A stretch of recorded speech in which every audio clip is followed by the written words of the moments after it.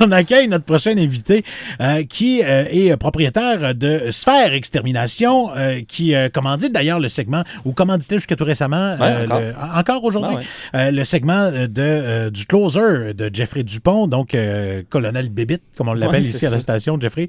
On reçoit Jeff Manceau qui est avec nous. On va parler de traitement extérieur ainsi que de prévention de fourmis charpentières. Salut Jeff!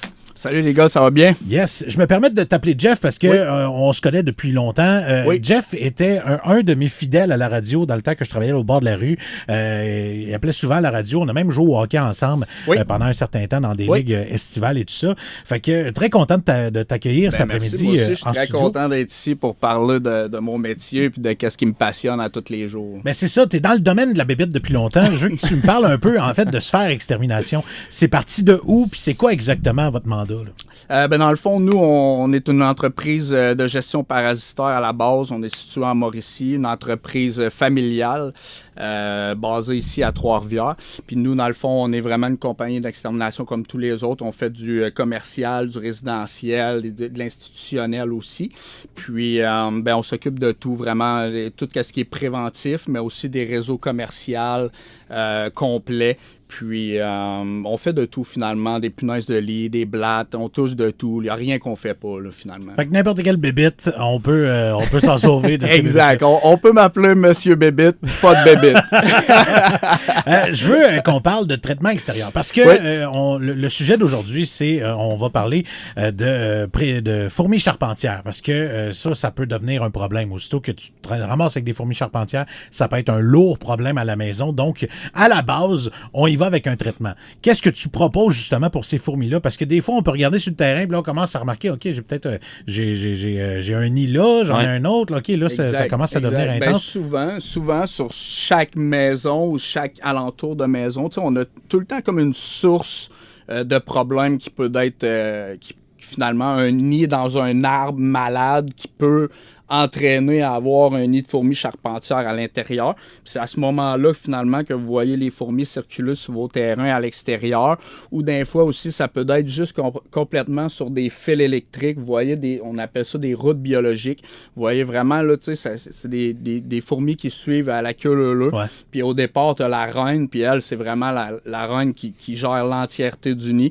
Comme moi, mon pitch de vente que je dis à tout le monde, c'est comme un peu à la maison. C'est quand le jeudi, tu manges de la lasagne, ben tu manges de la lasagne. C'est ta femme qui gère un peu le foyer familial quand tu es à l'extérieur puis que tu travailles. Fait que c'est un peu le même principe pour les fourmis charpentières, finalement. Là. Fait quand on commence à voir ça, ces routes-là, ces routes biologiques que tu parles, y est-tu déjà trop tard ou il y a de quoi qu'on peut faire? Il est jamais trop tard. Il est jamais trop tard dans le sens que même si vous avez un nid qui est actif depuis plusieurs années, ben, on a des techniques puis on a des produits aussi qui sont efficaces pour savoir à peu près dans quelle zone, dans quel mur, dans quelle partie d'isolation, sous une porte patio. On a plusieurs techniques pour déceler où est-ce que les nids peuvent se situer. Puis, pour ce qui est des arrosages extérieurs, mais la plupart des gens vont les prendre parce que c'est ce qui sécure vraiment ta maison, c'est qu'on vient créer une barrière chimique, finalement, alentour de ta maison. Puis ça, dans le fond, c'est la meilleure protection que tu peux avoir, là, qui contrôle finalement pour les fourmis, les mouches, les araignées, les perce-oreilles, les cloportes et les guêpes. Donc, tu sais, c'est vraiment un package deal qu'on vient faire. C'est vraiment une barrière chimique qu'on vient mettre alentour de la maison pour les empêcher. Là, dans la culture populaire, dans la tête du monde, on associe souvent les bébites, les insectes à une maison pas propre. Est-ce que c'est parce que je suis pas propre chez nous que j'ai des bébites? Qu'est-ce qui fait en sorte que ces fourmis-là vont venir dans ma maison? Qu'est-ce qu'ils viennent chercher chez nous? Finalement, tout est une question de timing dans la saison, mais bien souvent, c'est de l'eau, de la nourriture. Sinon, c'est le climat. Tu sais, quand il commence à faire froid, mettons, dans les nuits à la fin du mois d'août, septembre, mais là, les fourmis n'auront pas le choix de rentrer parce que sinon, la colonie va mourir. C'est un peu le même principe pour les souris. Tu sais, les souris, au mois de septembre, quand il commence à faire froid à l'extérieur puis que les froids s'installent, ils n'ont pas le choix de rentrer, tu sais, à l'intérieur. Ça, on va en revenir une autre fois pour ce qui est des rongeurs. Mais c'est pas parce que je suis un pas propre là, que j'ai non, des bébites chez nous. absolument pas. Ça n'a aucun rapport. Là. Tu sais, n'importe qui peut se retrouver avec un nid de fourmis charpentières du jour au lendemain dans sa maison. Tu peux acheter la maison, tu peux te bâtir une maison, pièce sur pièce, puis les pièces vont arriver, puis dans l'isolation de ta pièce, ben il y avait de la fourmi, Mais ça m'est arrivé souvent de faire des constructions neuves là, avec des gros nids de fourmis charpentières. Là, on protège autour de la maison, on prend le temps de le faire. Qu'est-ce qu'on fait s'ils sont déjà rentrés?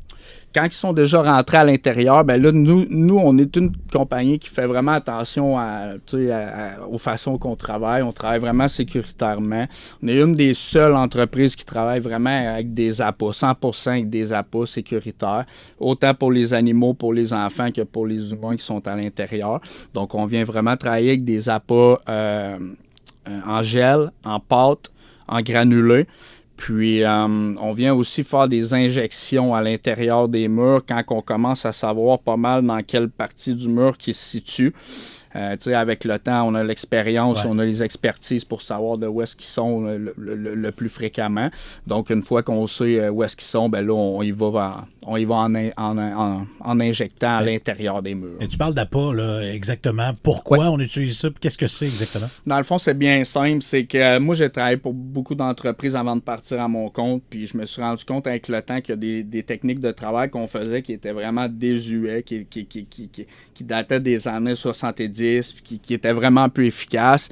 On venait mettre un jet balai, toutes les moulures de plancher. Dans le fond, maintenant, c'est rendu illégal. On n'a plus le droit de faire des techniques de travail de même. Je sais qu'il y a encore des compagnies qui travaillent de cette façon-là, mais c'est pas la façon de faire. Parce que jamais, quand tu as un nid de fourmis charpentières, ce qu'il faut que tu règles, c'est la reine. Une fois que tu tues la reine, ton problème de fourmis est réglé. Même s'il te reste 200 000 fourmis dans ton nid, ils vont finir par mourir. Parce que les ouvrières, dans le fond, eux, sont destinés à aller chercher de la nourriture à la reine.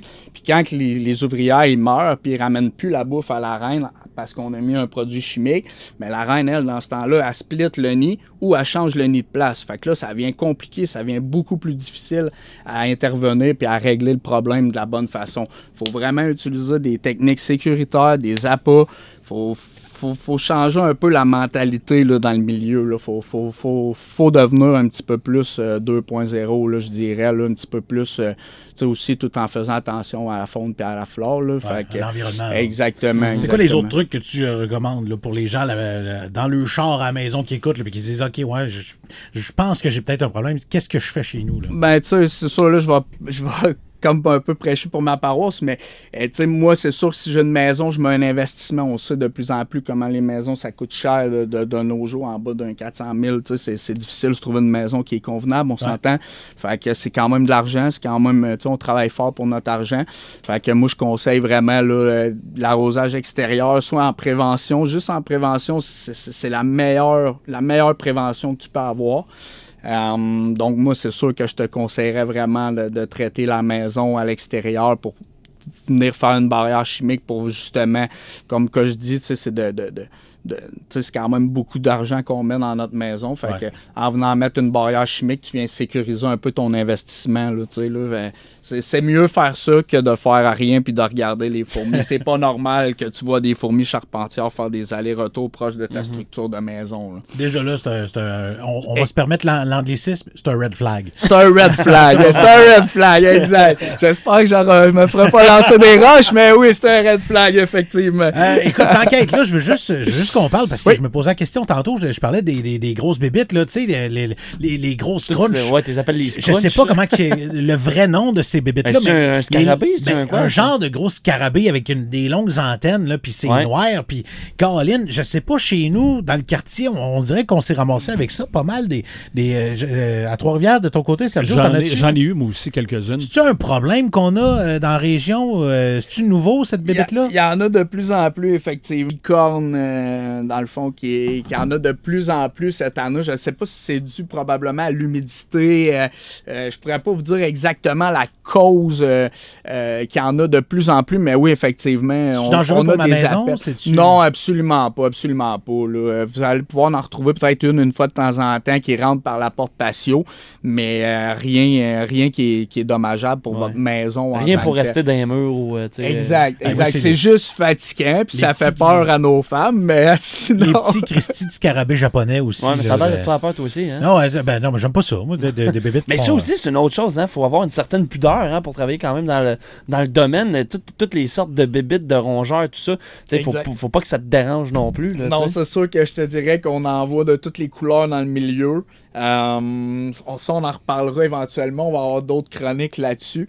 Mais j'ai des bons vidéos de punaises de lit, des belles infestations, des blattes. Il dit ça, belle, en plus. ça, des blattes, des blattes, j'ai déjà hâte qu'on se recroise pour en reparler de ça parce que sérieusement, faut vraiment éduquer les gens là, parce que c'est rendu là, c'est rendu un petit Montréal là, excusez-moi l'expression là, mais il y a un problème. Il y a un réel problème. Puis le problème se passe à l'import-export. Le problème est vraiment là à la base. Puis l'autre problème, c'est que souvent les gens le disent beaucoup trop tard, fait que l'infestation est déjà rendue sur 2 ou 3 paliers d'appartements. Okay. Donc, je vous dirais... On s'en reparlera, mon Jeff. Oui. Merci d'être passé cet après-midi. Ça fait plaisir. Merci à vous autres, les gars. Sphèreextermination.com, 690-89-86, si jamais vous voulez parler avec Jeff. Vous voyez, il est quand même capable de parler longtemps, là, l'ami Jeff. Là, fait que stressez pas. Il est capable de répondre à n'importe quelle question aussi. Ça fait 13 ans que tu es dans le domaine de ton côté. Fait que faites attention à vous autres. Si jamais vous avez des questions, n'hésitez pas de s'informer à la base. Un appel coûte rien. Exact. Après ça, tu prends la décision qui te plaît le plus, là, mais au moins d'appeler des pros. Puis on encourage des entreprises locales aussi, très important en 2025. Hein? Yes. Hey, merci, Jeff. Toujours un Jeff plaisir. Manceau de Sphère Extermination.